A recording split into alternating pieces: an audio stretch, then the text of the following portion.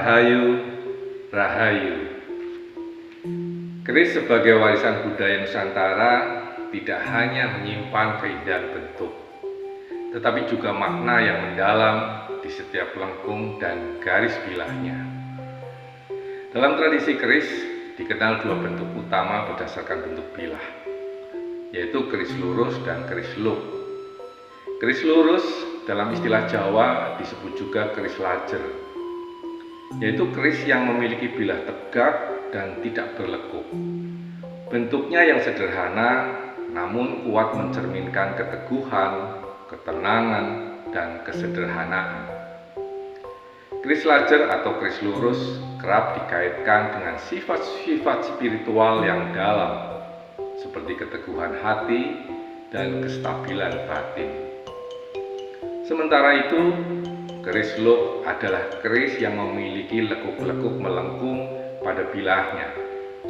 Lekuk ini tidak sembarangan jumlahnya, namun dalam pakem pembuatan keris, luk selalu berjumlah ganjil seperti 3, 5, 7, 9 hingga 29, tergantung gaya dan maksud dari sang empu pembuat keris.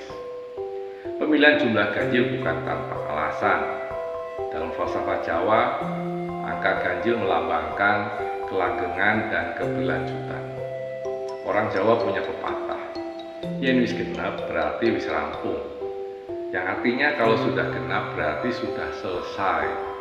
Maka dari itu, angka ganjil dipilih sebagai simbol bahwa kehidupan harus terus berjalan, belum selesai, dan senantiasa menuju penyempurnaan. Itulah mengapa keris luk tak pernah memiliki jumlah luk genap.